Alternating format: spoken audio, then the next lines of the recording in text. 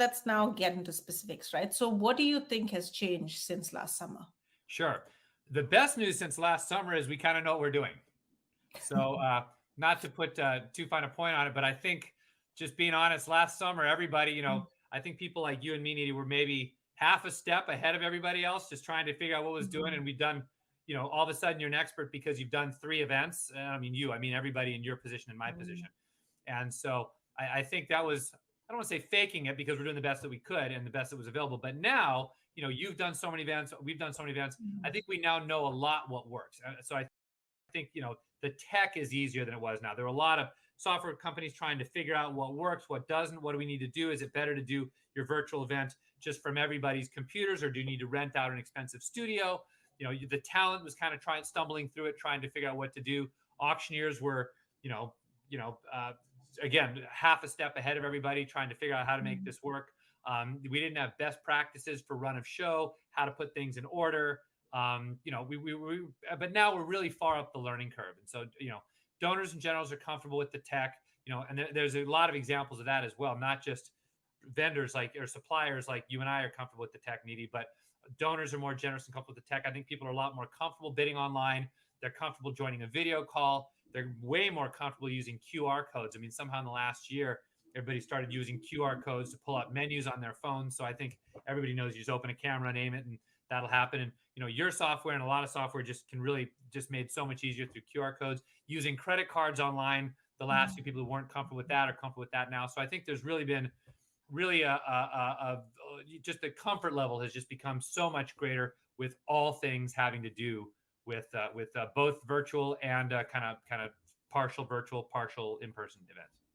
Not true, right? That's something that we constantly think about, right? How can we make sure that grandma and grandpa and somebody who is not technically challenged and somebody who is technically challenged, right, can use technology just as easily? It should be the same experience for everyone, right? And again, what we're seeing with, again, COVID, I guess it pushed us all into this arena, but how can you expand your audience? Because suddenly now you have people from all over the country, all over the world even joining, right? People who could not physically make it to your event on Saturday, 26th November, 6 p.m. at this location are suddenly now able to attend your event, right? One of the fun things we saw last weekend, just on Sunday, we had a hybrid event, one of our clients had. And out of the 5 live auction items, 2 were actually won by virtual donors, right? There was bidding going on in the room, people were raising paddles, and then you have these 2 virtual donors who just came and outbid everybody and took away the item, right? Again, they would just not have been able to be a part of that event if it wasn't for the virtual component, right? So we think about donors, we think about charities who are able to expand their audience, and also the team itself, right? The volunteers team who's running the event. How can they have the most cutting edge, efficient tools that they can do their roles really, really well, right? So talking about virtual, and well, Zoom is always a part of this conversation. Zoom burnout, Keith, do you think it's real? A lot of people talk about Zoom burnout. That's a big question I get all the time. My take is yes and no. I think I'd like to ask everybody, when was the last time you were on a Zoom birthday party or did a Zoom cooking class or, did kind of a Zoom cocktail hour after work? I think people are wildly done with that stuff. I just think, turns out it wasn't that much fun, so people aren't doing that. But I do think in a lot of ways, Zoom is being even more used. A lot of calls that used to be phone calls, now I just make them Zoom calls just so that we can look at each other. I think people are really kind of getting comfortable with that.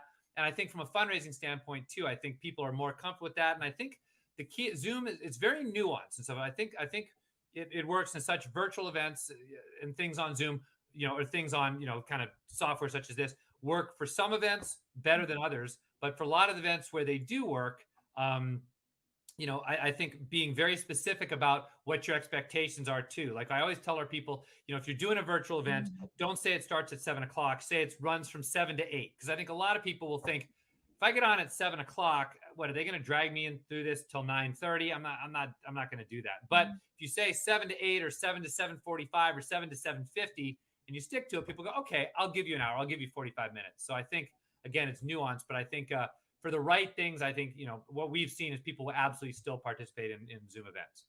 If that's the direction you want to go. And this presentation, we definitely want to incorporate both in person, how to do in person, and Zoom as well. So we'll be talking more on that as we come.